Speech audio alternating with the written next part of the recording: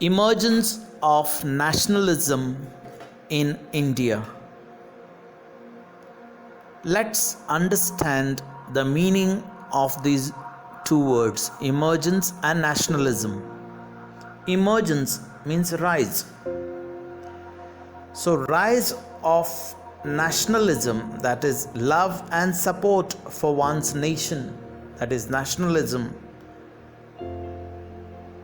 So, in this lesson, we are going to see how the love and support for India grew in the leaders and in the people during those years. Now you know what is nationalism. Nationalism emerged in India during the 19th century. There were many factors which developed the feeling of nationalism among the Indians. But the factors that played a major role were Western education and English language. Now let's see why Western education or how Western education played an important role. It taught the Indians the principles of liberty, principles of equality. It gave the idea of right to form own government. The English language brought the Indians together. They came together and expressed their views. Now let us look at the background for the emergence of nationalism. The British came to India as traders. They formed the East India Company in the year 1600. They won the Battle of Plassey, which made them rulers from traders. After some years, they won the Battle of Buxar, which gave them Diwani rights, that is, right to collect taxes.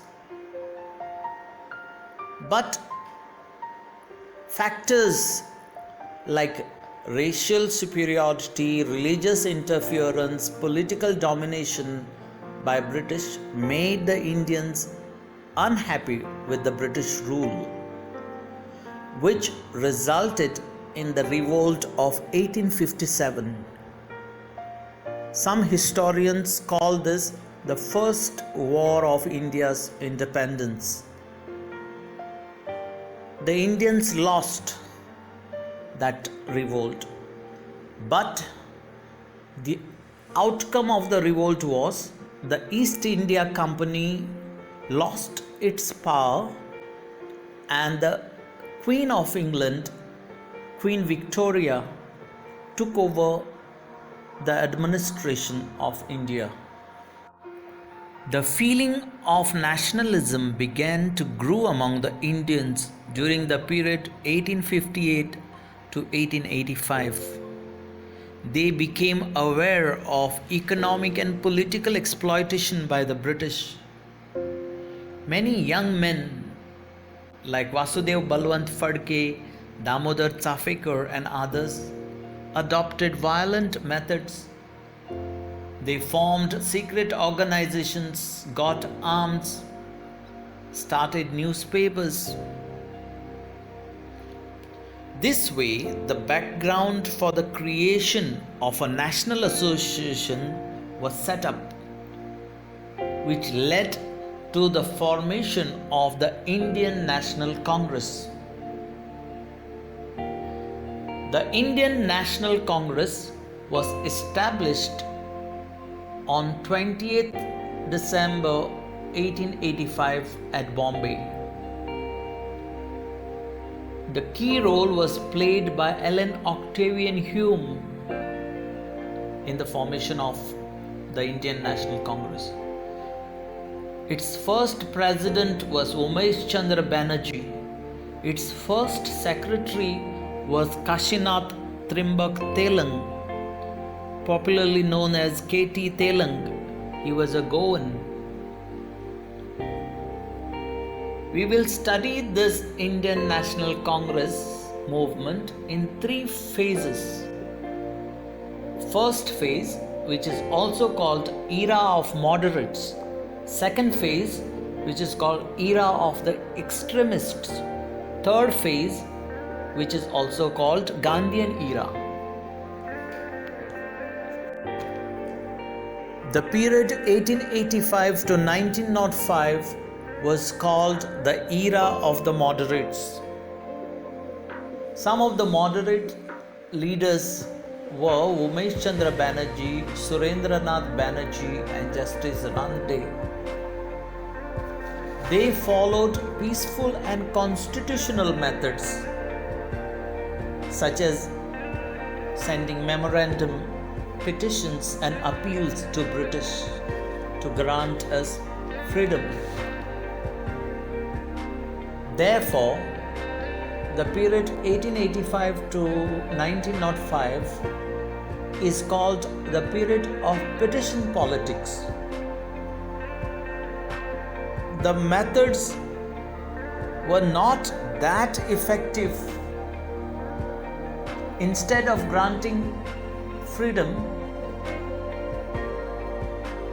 the British partitioned Bengal, and the reasons given by British for partition of Bengal was that Bengal was too large to administer, but the actual reason was to divide Hindus and Muslims and to weaken the Indian National Congress movement. This led to differences among the Congress, and finally in the 1907 Surat session there was split in the Congress because of the differences. During this period there were revolutionary leaders also, such as Vinayak Damodar Savarkar, who is also known as Swatantravir Savarkar.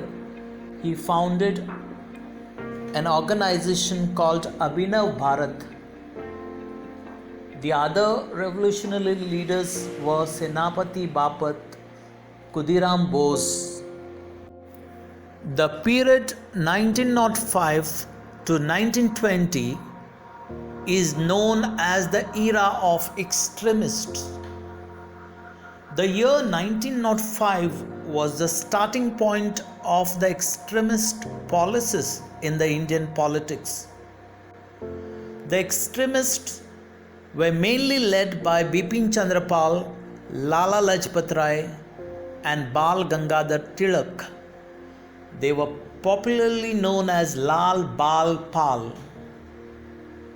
The extremists were very unhappy with the moderate policies of 3 Ps, that is, petitions, protests, and prayers.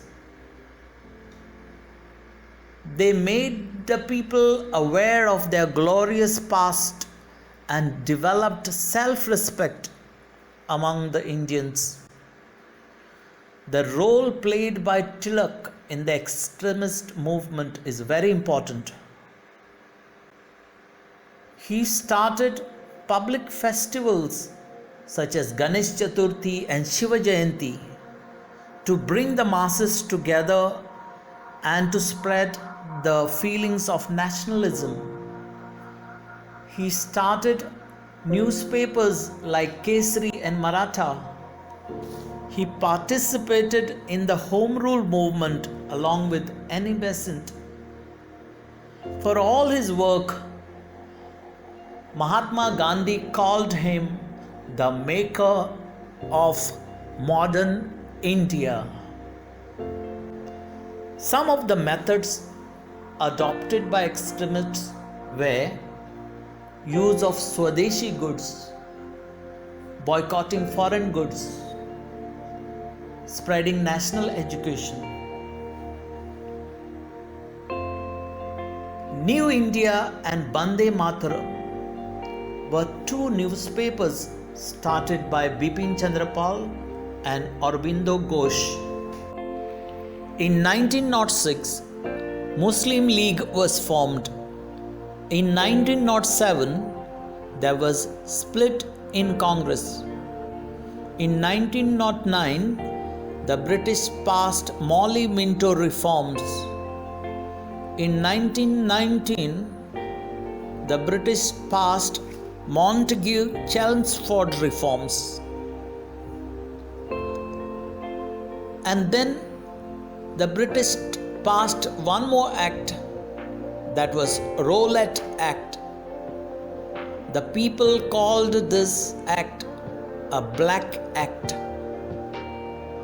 because, as per this act, the British could arrest any Indian without trial.